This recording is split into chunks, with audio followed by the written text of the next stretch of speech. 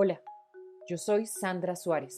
Hola, soy Fabio Rubiano y este es El Problema Fundamental. En nuestras redes sociales @teatropetra encontrará un link para que usted pueda apoyar nuestro trabajo. Este es el capítulo de hoy. En el capítulo pasado hablamos del Siglo de Oro y del Renacimiento tardío italiano, de los siglos XVI y XVII, todo alrededor de la creación de los grupos de teatro formales, de la reacción de la sociedad y de la Iglesia al quehacer de los actores y actrices. También hablamos de España, de Italia y por ahí también mencionamos a Inglaterra, pero no hemos hablado de esta parte del mundo. ¿Cómo estábamos en América Latina? Pues éramos colonia, entonces dependíamos en gran parte. Ellos dependían de nosotros, pero nosotros creíamos que dependíamos de ella. Si uno hace un pequeño recuento histórico, o sea, un pequeñísimo recuento histórico, los conquistadores pues ya no se necesitaban, ¿no? Ya eran colonizadores y en la formalización pues eran funcionarios del Estado, había más presencia del Estado. Es como si se les hubiera subido el estatus intelectual y, y ya no era solo para la extracción minera o para la extracción de recursos, sino la instauración del Estado absolutista. Acuérdense que España estaba poderosa en esa época y necesitaban plantear su dominio y de eso se encargaba la iglesia, las autoridades, o sea, establecimiento del Estado absolutista y de los valores culturales. O sea, salvaguardar la ideología dominante. Se fundan cosas, se fundan conventos, palacios con salones para teatro. Eso le iba a preguntar, ¿cómo eran los espacios? ¿Eran casas independientes como la Santa Sede? No, señora. Salones para teatro. No había un escenario convencional, no había parrilla, había parrilla pero no para montar luces. Sino para hacer asados. Para algunas velas, grandes casas, mansiones, versus la miseria indígena, una disminución terrible, catastrófica de la población indígena por enfermedades, por epidemias, por trabajo pesado, por maltrato. Por violaciones, por asesinatos, me imagino.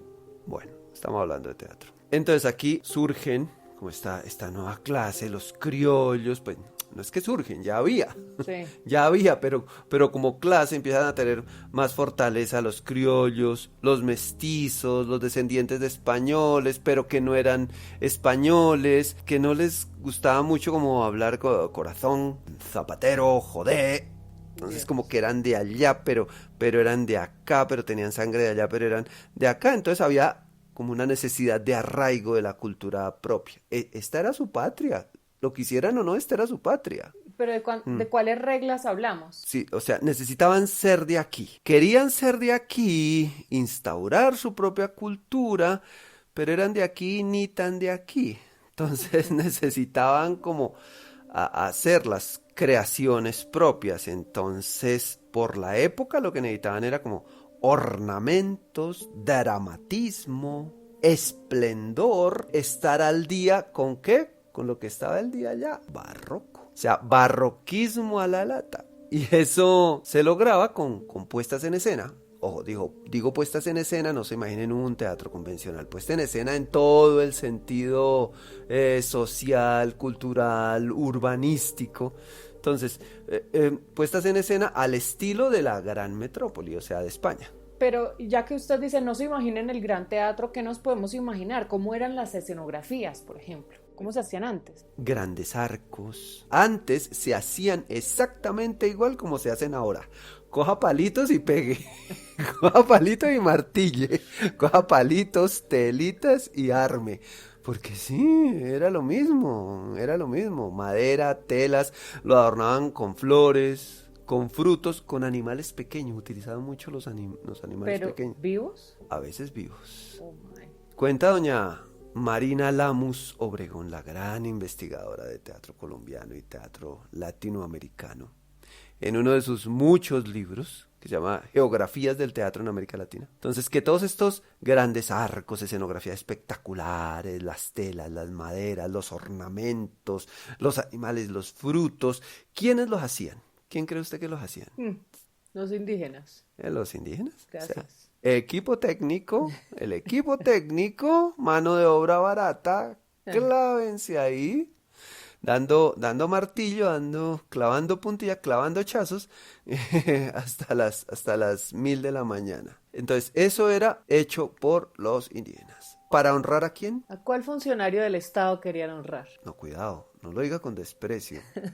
Al distinguidísimo virrey o al señor obispo. Estas puestas en escena se puede llamar como obras efímeras. O sea, esto es performance duro, o sea, vanguardia con toda. Luego, después de un tiempo, ya no tendría como ese carácter tan de la naturaleza local, sino que lo reemplazaron por figuras del Olimpo griego. ¿Ah? Sí, señora. Ay, Dios mío, como para taparse la cara. Entonces, ellos querían defender su identidad, ser de acá, y entonces empiezan a hacer esto. Pero esperen, estamos hablando también de una cosa muy externa, pero tengo entendido que los indígenas también hacían teatro o una versión del teatro. Hable un poquito de eso. Sí, digamos que a veces les encargaban cosas para eventos y tenían como cierta libertad. Entonces el director de arte también era del lado indígena y entonces tenían manera de hacer como su antropofagia cultural, cuando vimos el manifiesto antropofágico, y de adaptar esos conceptos europeos a una versión indígena particular. Hay un ejemplo que pone también doña Marina Namus, y es que cuando llega el virrey Luis de Velasco a la Nueva España era Norteamérica, o sea, México y Estados Unidos. Don Luis de Velasco, que dicen que fue un virrey como hasta chévere, si es que algún virrey... Pues dentro de lo que había, lo que se podría considerar chévere, me imagino. Sí. Dicen que defendió mucho la recuperación de la ley para tratar bien a los indios, que su predecesor, dicen que no lo había aplicado mucho, y el virrey se enfrentó a encomenderos que no estaban de acuerdo con tratar bien a los empleados. Hay muchos casos de abuso por parte de los encomenderos, trabajos forzados, que no estaban dentro de las reglas de la encomienda, se excedían en solicitud de tributos y quién sabe si todos se lo daban al rey, porque acuérdense que una parte de eso se la tenían que mandar al rey y otra parte se la tendrían que dar a la iglesia. Entonces, mientras más le pudieran robar a los indios, mientras más trabajos forzados les pudieran hacer, pues para ellos mejor. Bueno, entonces, este virrey aprobó ciertas peticiones del pliego de peticiones de Fray Bartolomé de las Casas para que no mataran tantos indios. Cuando llega don Luis de Velasco, los nativos, que esto es un ejemplo maravilloso, montan como un bosque laberíntico con árboles, plantas, venados, conejos, y los animales eran flechados apenas aparecían en escena, como si fuera una cacería prehispánica. O sea, si uno se imagina este montaje, esto es de una envergadura impresionante. O sea, que la Tate Gallery, la Guggenheim se deleitarían con este tipo de puesta en escena. Sí, o sea, Damien Hirst innovó 400 años después. Ya lo habíamos hecho acá, inglesito. No hay material donde diga si los españoletes se pillaron la metáfora o si se dejaron asombrar por el montaje. Yo no creo que hayan visto la metáfora. Cuénteme cómo era esa teatralidad barroca. O sea, ¿le parece muy poquito barroco todo lo que le acabo de contar? No, pues me imagino que hay más. Sí, eso se exponía, digamos, el barroquismo se exponía sobre todo en los desfiles. ¿Desfiles? Sí, desfiles. O sea, como teatro callejero, pero con presupuesto. O sea, usted le hubiera ido muy bien. ¿No, señora? Con la voz que tiene. Ah, bueno, sí, pero no tengo acento español. Entonces había grandes desfiles, con toda su parafernalia, tenían de todas maneras un orden, una jerarquía. ¿Quiénes iban adelante? Los blanquitos en problemas. Blanquitos sin problemas. Los grandes señores. Después, los criollos. Obvio. Después, los españoles humildes. Los españoles humildes. Sí, o sea, el pobre, así fuera español, seguía siendo pobre. Pero además estaba encima un montón de gente. Sí, de los mestizos, por ejemplo. Después iban los indios y en la cola, African people, los africanos. Y en esa parte es donde iban los tambores, las banderas coloridas, las lanzas. Donde yo iría. O sea, lo mejor estaba al final. donde usted iría si la hubiera dejado su mamá, estimada doncella. Esto tiene tanto de bueno como de malo, porque a pesar de la evidente jerarquización que se ve en esta distribución, sí había como una sensación de cohesión de comunidad, como si toda la gente perteneciera a un mismo conglomerado. Bueno, estoy forzando un poquito ese mismo conglomerado. Sí, porque estaban separados a pesar de ir juntos. Sí, pero estaban en el mismo desfile. Por eso digo, es contradictorio, tiene de bueno como de malo. Había como licencias para expresar cosas propias de la cultura. Y todo gracias a una puesta en escena, a una expresión teatral. ¿Sí ve que el teatro sí sirve para algo? Entonces, sí, esto tenía de bueno como, ay, vea tan chévere esos colonizadores que dejaban a la gente de acá hacer cosas de acá. Cómo hemos cambiado, ¿no? Venga, ¿había un festival o algo parecido? No. Sere, no confunda festival con fiesta. No, Sí. pues pregunto, porque si estamos hablando de teatro callejero y de sitios donde había lugares para ensayar y para hacer teatro y etcétera, pues me pregunto si había una especie de festival. Sí, pero esto era muy controladito y era con gente muy decente. Bueno, la fiesta más importante, donde se desataba esta teatralidad, pompa, derroche, ornamentos. Adivine qué tipo de fiesta es. Amén. Exacto, religiosa, el Corpus Christi. El Choco Crispis. No, sí, cuidado, que aquí hay muchos oyentes y muchas oyentes que creen en Dios, que no se van a chamuscar en el infierno como usted. A ver, ¿cuándo se celebra el Corpus Christi, Sandra? No, yo sé que hay un festivo que es del Corpus Christi. No me pida tanta precisión. Es el jueves después de la Santísima Trinidad. Uf, O sea, el domingo siguiente después de Pentecostés. uf. Mejor dicho, 60 días después del domingo de resurrección. Tampoco, ¿no? Hay un poco, lo que pasa es que también pasa que las Semanas Santas siempre cambian de fecha. Mejor dicho, los que saben que yo estudié en un colegio católico saben que yo perdí religión desde el colegio católico y ahora en la adultez sigo perdiendo religión.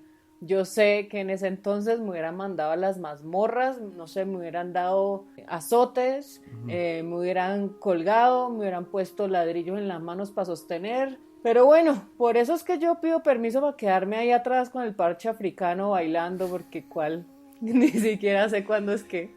Condenada. No todo eran clérigos y cofradías, fíjese usted. Había teatro menos grande, menos barroco. O sea, teatro de Teusaquillo. Más o menos, como teatro independiente. Entonces, actores y actrices hacían cosas en centros urbanos. Había en recinto cerrado, pero también en espacios abiertos, pero no eran religiosos. Listo, llegamos. Hay una referencia muy importante que pone doña Marina Lamus, y es que se presentan en Guayaquil dos obras muy importantes: El Cid Campeador y Don Quijote de la Mancha. Entonces, presentaban el Cid con caballeros andantes, con espadas, con sortijas, con moros, con cristianos, con princesas, con doncellas y todo eso, y les gustaba mucho. Y después hace el montaje del Quijote. Y el montaje del Quijote es como todo lo contrario. O sea, es parodia de esto, es farsa, es burla, es una distancia absoluta con todo lo anterior. Se ríen de los caballeros, de las espadas. Exactamente. Como lo hace Don Quijote, como lo hace Sancho, que les encantaba el personaje de Sancho por las barbaridades que decía y por la relación que mantenía con Don Quijote. Entonces, ahí se alejan de lo canónico y el material que hacen es profano, como le gusta a usted. Gracias. Venga, ya sabemos que en las fiestas religiosas y en los festivos había teatro, pero había algo en otros días, como nosotros, que nosotros nos vamos de miércoles a domingo dándole a funciones. ¿Había algo así? No tanto de miércoles a domingo. Tranquilícese. En las ciudades grandes había teatro, más o menos independiente, con reglas, con un público constante, y el público pagaba. No todo era el gratín, o sea, el público pagaba pero podía exigir. Claro. Entonces, actores y actrices empezaban a esforzarse por mantener su público. Ahí se comienza a instaurar una infraestructura sólida, agremiaciones artísticas, empresa. Industria, Sí. Se construyen los primeros corrales de comedia. Estábamos súper al día con la metrópoli, estábamos súper al día con España. El Quijote que se hizo en Guayaquil, del que hablé hace un momento, se hizo acá 2 años después de publicada en España. o sea, la publicaron en España la trajeron acá, la demora de traer algo acá y montaron, ensayaron, montaron y estrenaron. Sí, tenían buena red. Entonces, las ciudades pequeñas, sin la gran infraestructura, adecuaban sus espacios para compañías viajeras, compañías itinerantes. Bueno, viajeras es un decir porque a veces se quedaban hasta 3 años en un pueblo haciendo presentaciones. No, pero es que también tenga en cuenta, no viajaban en, no sé, no tenían aviones, no era tan fácil el traslado. Yo también, o sea, mi ciática me haría viajar a un sitio y quedarme allá 6 meses, un año, 2 años. Sí, Cochebala Termuquín con Exacto. doble piso y silla reclinable, no.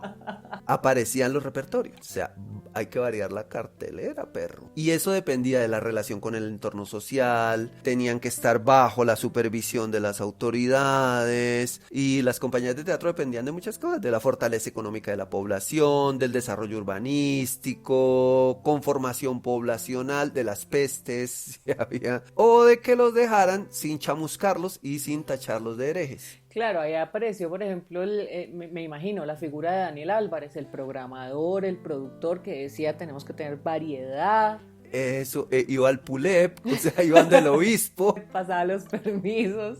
eso, secretaría, pero no se ría que así era.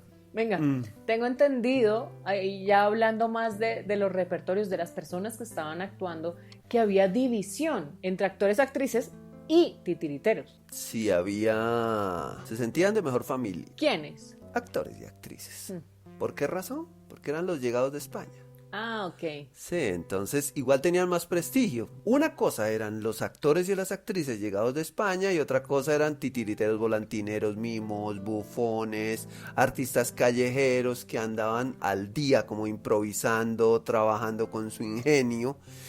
Y también porque había cierta legislación de esas artes. ¿Qué? Sí, actores y actrices se incluyeron dentro de lo que se dio a llamar las artes liberales. Ok.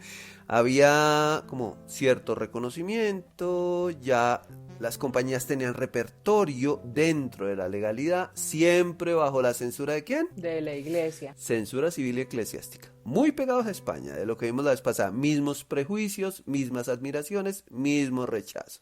Pero con todo y eso, se generaron teatros, poco a poco propio. Mucho teatro profano. Cuando digo profano, no se alegre, no quite esa sonrisa, no es insultante con la iglesia, solamente que no es religioso, no es Corpus Christi. No crea que yo me alegro con esas cosas, solo que me Bueno. gusta que haya variedad. Bueno, ok.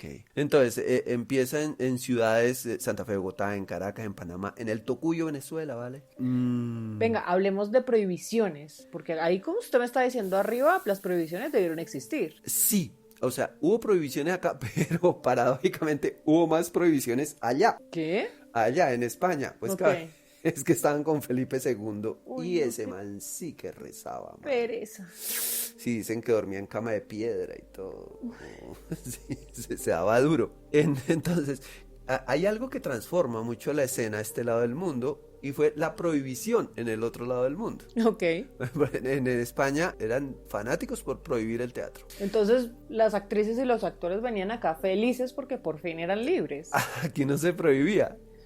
Por ejemplo, entre 1597 y 1600 se prohibió el teatro en España. ¿Por qué? De 1557 a 1558 porque se murió la hermana del rey, de Felipe II. Y si ya a él no le gustaba el teatro con la hermana viva, imagínense con la hermana muerta. ¿Pero qué tiene que ver? No se burle, hombre. Pues porque hay que estar de luto y hay que tener o sea, un año de luto. Y el luto era no hagamos teatro. No, pues Mahler. Nosotros nunca hemos suspendido función por otra razón que no sea la pandemia. La peste. Sí, ha habido momentos. A Marcela se le muere la hermana, va a función. Se le muere la mamá, va a función. Se le muere el papá, va a función. Y así con muchos de nosotros. Y eso que no somos reyes. Bueno, eso fue de 1557 a 1558. En Sí. 1558 le recomendaron al rey la suspensión del teatro. Adivine quiénes. No me ponga a adivinar eso porque después usted me pone como la tea. El Consejo de Teólogos. Véalo. Y en 1558, pues ya se murió Felipe II. Y se murió sin ver teatro. Ahí sí sale uno con la campana y hace shame, No. shame, clunk. Ahí sí ni por las curvas iban a hacer funciones. Ajá. Ante esa prohibición, un parche de españoles, actores y actrices, se vino para acá. Y sobre todo para la ciudad más gomela de toda la colonia, que era el Perú. Lima, ciudad teatral por excelencia, hasta 1640. Porque ahí empezó una oposición muy fuerte. Adivine por quién.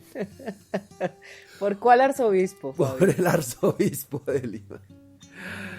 Bueno, después miraremos más siglos. Pues, este podcast no es historia del teatro, sino cómo tocaba luchar para sacar adelante esta vaina. Eso de los arzobispos, yo me acuerdo que al Festival de Manizales un arzobispo excomulgó al Festival de Manizales. O sea, el festival antes comulgaba. Lo excomulgó. O sea, Octavio Arbeláez es el demonio. Ah, O con sea, razón me cae tan bien. a Fanny y Mickey le pusieron una bomba, fundamentalistas ultras, bueno, en fin, le ha tocado duro al teatro. Yo como si sé cuándo es el Corpus Christi, a mí me dejan sano. Descarado. Venga, hemos llegado al momento del problema fundamental. Fabio, ¿nosotros logramos un teatro propio con tanta colonia y conquista y censura y arzobispos y leyes y no sé qué y puritanismo? ¿Logramos un teatro propio? Pues fíjese, Hoy sí puede seguir hablando porque no tenemos franja popular comercial. ay, me comí el amague. Ah, Yo dije, ¿a qué horas me va a interrumpir? Pues fíjese que sí, con toda esta invasión, colonia, prohibiciones, censuras de que se hiciera lo propio, poco a poco se fue instalando lo propio. Tanto desde las culturas indígenas, africanas, las mestizas, dejamos de imitar el canon y nos decidimos por hablar de nosotros. Ahora viajamos con nuestras propias creaciones y al mundo le gusta. Nos pegamos un salto de 400, 500 años, muy bravo, pero para el logro de esta voz propia, para el logro de esta dramaturgia nacional, de una cultura que nace de nosotros o que se apropia de otras y lo traduce a lenguajes nuestros, hay un largo camino que comienza desde el siglo XIX, pasa por el siglo XX y ya lo veremos en futuras ediciones. y yo siento también que estos momentos de tanta incertidumbre va a hacer que salga más gente a hacer este tipo de cosas. Va a salir más gente a escribir, va a salir más gente a crear, porque siempre hay una dificultad y un temor de perderlo todo. Ya lo perdimos todo, ahora solo nos queda crear.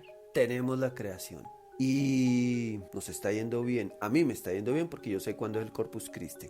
Yo soy hermano de Marielita. Ella me tiene al día con todo esto. Venga, ¿qué vamos a hacer en el próximo capítulo? Yo quisiera, a riesgo de ser cansón, hablar del siglo XIX. Hablar del siglo XIX, de cómo, de compañías viajeras, otra vez muy basados en Doña Marina Lamus, aquí la exprimimos, en compañías viajeras. Es muy, muy atractivo y esa es la semilla para nuestras propias creaciones. Bueno, y de una vez empezamos a mirar qué cosas les han pasado a ustedes en giras. Muchas gracias. Este podcast es idea original del Teatro Petra. Yo soy Sandra Suárez. Y yo soy Fabio Rubiano. Este es el problema fundamental.